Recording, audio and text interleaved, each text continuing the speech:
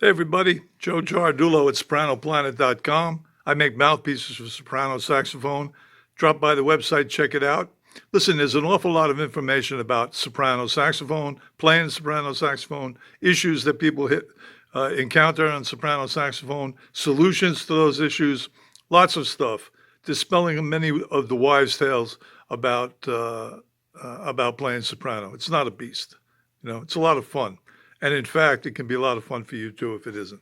Okay, what's today's topic? Today's topic is about how to get a darker sound on soprano. I get asked this all the time, literally a dozen times a week or more. How can I get a little darker sound? Okay, this is what this is about. And it's about how you can do this today with your horn, your mouthpiece, your reed, your setup. Almost guaranteed you can do it today, okay? There's a caveat involved in this, which I will deal with at the end of this video. And it's an important caveat, so be sure to hang around for it. But let's deal with this on a very straightforward basis. Okay, what's the typical information we get from saxophone players who give lessons or give advice? Okay, how much mouthpiece should I take is one of the big issues. How much mouthpiece should I take in my mouth? Well, you know what they typically tell people? They typically tell people you should take, here's a soprano piece, you should take in your mouth until you've reached what they call the break point of the reed, where the reed separates from the mouthpiece, comes away towards the tip. And on a soprano, it's right there. If you look at where the tape is, right at the bottom, on the facing side, that is on a typical soprano mouthpiece where it is. It's not a long facing, it's not a short facing, it's typical, okay? And you put that in your mouth where they indicate that you should be, and it's comfortable, and it's a good amount of mouthpiece, okay? And you can play like that, and a lot of people do, okay? Not a problem. But you know what? What happens when you go to tenor? Well, here's the typical tenor facing, not short, not long. That's the spot again. That's a lot of mouthpiece. And it's kind of uncomfortable to some degree. But there are players who play like that. There's not a zillion of them that play like that. And certainly the most accomplished ones don't take that much mouthpiece. But it can be done, okay? What about baritone? Same thing. Typical facing right there, not short, not long. Let's do what they tell us we're supposed to do on baritone. Who plays like that? Who can play like that? Yeah, there are some people that honk out there, but there are, I don't know, I can't think of anybody who plays out there. Okay? So in other words, it probably, I'm going to say probably because you could disagree with me, it probably varies by the size of the mouthpiece. Not by the facing of it, but by the size of the mouthpiece, okay?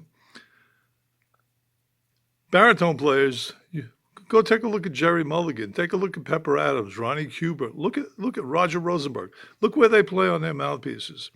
Are they have extreme amount of mouthpiece in their mouth? No, they don't, okay? They take less than that. Most tenor players take less than that. Most alto players take less than that, maybe not as many, okay? But maybe, okay? And soprano players, take a look at where Steve Lacy or Bob Wilbur or Jane Ira Bloom or Roberto Ottaviano or Gianni Mimo, or on and on we go. Lots of players, anybody you like. Take a look at how much mouthpiece they take, okay? And you'll see they don't take anywhere near as much as the teachers would recommend you take most of the time. Okay. So my point is this. You can take less mouthpiece, and most of you should be taking less mouthpiece, especially if you want to darken your sound. Okay, why is that? Because that little bit less mouthpiece you take means that you've gotten a lower lip that's touching, gently touching the vibrating reed. And by dampening that reed just slightly, and this is where touch and feel and facility comes in, that's how you take some of those partials out, because they don't get a chance to resonate. Okay? And so I'm going to demonstrate that. I hope you can hear it. So my Series 2, Summer Soprano, this is my missing link mouthpiece. I tend to like a bit of a brighter sound. I don't like a piercing sound, but I do like to have some brightness in my tone. Okay? But that's not all the time. Sometimes I want to have less. Sometimes I want some darkness. So if I take the typical amount of mouthpiece that we've been describing,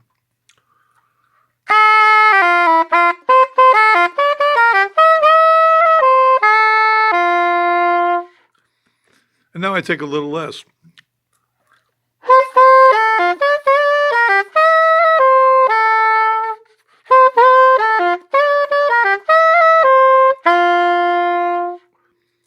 Hope you can hear the difference.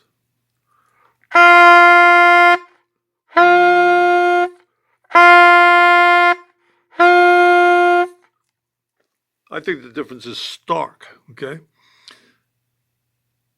That's for you. Take a little less mouthpiece, do some long tones, work on those long tones, overtone exercises. Here's what's going to happen when you take less mouthpiece. So get ready. When you take less mouthpiece, you're going to have to play a little differently. You're going to have to deliver the air a little differently. And you're going to have to work that out for yourself. But I'm going to tell you where the rubber meets the road on playing soprano, okay? It's not your jaw muscles. It's not all your facial muscles. It's two small muscles. I'm going to show you right where they are. Try to make the smallest smile that you can make. And when you do that, you will feel two muscles here pull up. They will pull up.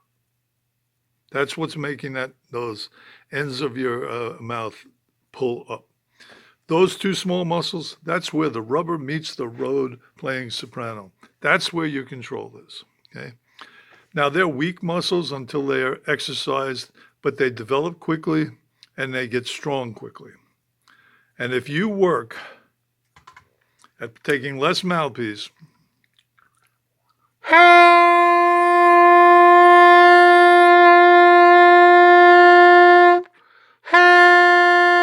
you should feel it here. This is where you should feel the work.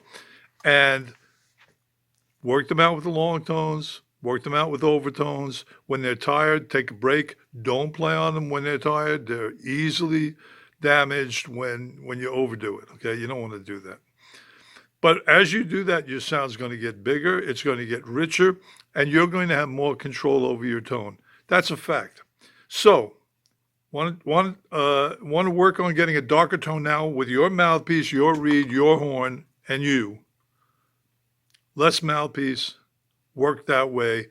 Go back to playing the way you want when you're working, when you're playing. But when you're practicing and you're working out, work that way, and you will hear the difference if you listen, okay? I guarantee it. Okay, I said there was a caveat, big caveat. Okay? You need a mouthpiece that's set up reasonably well. You need a soprano mouthpiece that's set up reasonably well. The chances are that isn't the case for you. Okay? I see dozens and dozens of brand new soprano mouthpieces every week. They're pretty bad. They're almost great. They're almost all good players when we're finished. They're very, there's a lot of great mouthpieces out there. They're just not made well.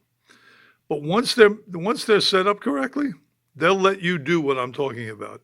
Now, if you run into problems doing this, it's one of two things. One is that you're not doing it correctly, which, the fact of the matter is if you can play the alto and you can play the tenor, you can play the soprano. So the chances are you are approaching it correctly. But if your mouthpiece has issues, real issues, and most of them do, if the tables are not flat, if the facing curves are bad, if the chambers are odd, but mostly we're talking about table and facing curve in this instance, okay? If you have an inappropriate reed, a bad table and a bad facing curve can lead you to put on reeds that are either that are too soft or too hard for achieving what you need to achieve. The only reason you have to put those reeds on is because other ones don't play. They don't play because of the mouthpiece, not because of the reed, not because of you. In other words, get your mouthpiece checked out. I do that for free. It just costs you postage. I'll tell you what I find, then you know. You can do whatever you want with it.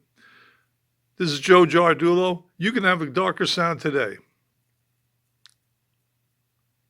Go to sopranoplanet.com, check it out.